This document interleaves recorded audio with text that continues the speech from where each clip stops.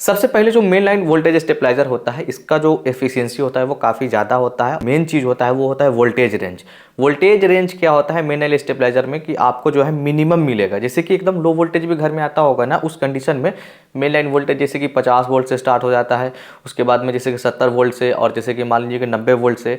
इस कंडीशन में AC stabiliser use नहीं कर सकते हैं। एसी स्टेबलाइजर का जो रेंज होता है ना, वो स्टार्टिंग ही होता है 170 वोल्ट से। तो 170 वोल्ट देख रहे हैं ना आप, 170 वोल्ट नॉर्मली गांव में आता है। तो अब देखिए जैसे एसी वोल्टेज स्टेबलाइजर है, तो ये एसी के लिए डिज़ाइन किया गया है, राइट, ये चीज़ सही है। लेकिन अगर आपके गांव में एसी लगा हुआ है और मान लीजिए कि आपकी यहाँ वोल्टेज 160 आ रहा है, 150 आ रहा है, उस कंडीशन में एसी वाला जो वोल्टेज स्टेबलाइजर है वो काम नहीं करेगा। हाँ, हालांकि एसी वोल्टेज स्टेबलाइजर में भी 130 140 से स्टार्ट होता है, तो वहाँ पे भी लगाया जा सकता है।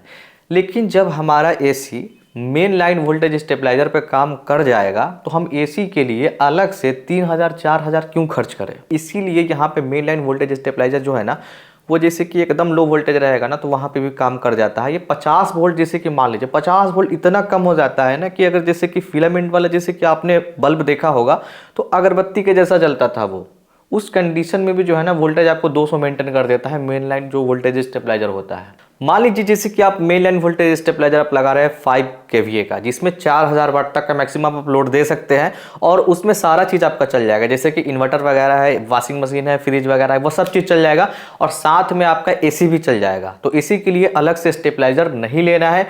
हम अपने घर में जो है एसी के लिए अलग से स्टेबलाइजर नहीं लिए हैं, और 1.5 टन का जो एसी है वो मेन लाइन वोल्टेज स्टेबलाइजर से काम कर रहा है। कोई भी प्रॉब्लम अभी तक हम फेस नहीं कर रहे हैं, काफ़ी अच्छे से चल रहा है। और मेरा जो स्टेबलाइजर है वो 90 से लेकर के 300 पे काम करता है, 90 वोल्ट से लेकर के 300 पे काम करता है। तो जैसे कि अगर वोल्टेज अगर बहुत ज़्यादा लो भी हो जाता है ना, उस कंडीशन में भी कोई भी टेंशन नहीं लेने का है, स्टेबलाइजर अपना संभाल लेता है। हालांकि मेरे यहाँ जो मेनली वोल्टेज का जो एक फ्लक्चुएशन है वो 160 से लेकर के 220 तक रहता है। तो वोल्टेज फ्लक्चुएशन के लिए ही स्टेबलाइजर को लगाया जाता है कि ताकि वोल्टेज को 200 से ऊपर मेंटेन करके रखे।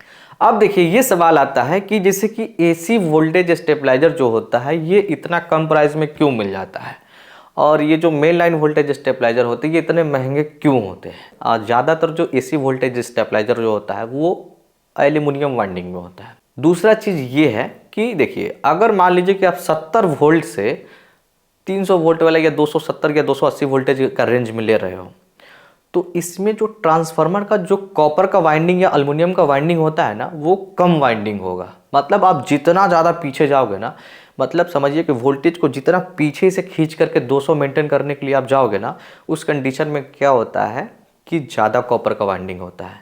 तो आप 90 वाला लोगे तो उसमें ज़्यादा कॉपर का वाइंडिंग होगा, तो उसका प्राइस ज़्यादा होगा।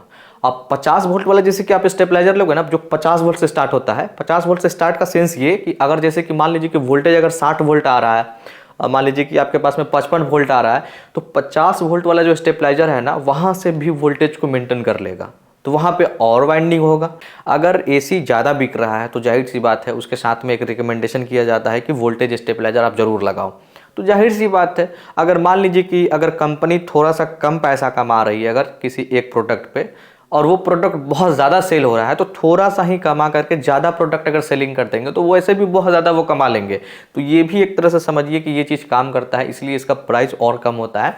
अब सवाल ये है कि एसी स्टेबलाइजर को as a main line voltage stabiliser use कर सकते हैं कि नहीं कर सकते हैं। बिल्कुल आप कर सकते हैं, नो इशू।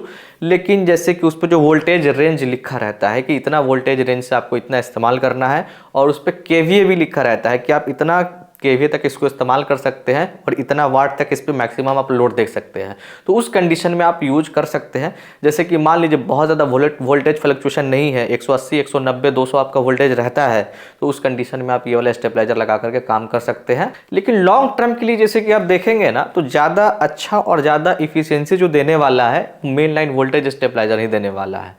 तो यही था इस वीडियो में, आपने देखा कि ये दोनों में से कौन सा बेहतर है अपने जगह पे, और किसका प्राइस रेंज कैसा होता है, और किसका वाइंडिंग कितना पे किया जाता है।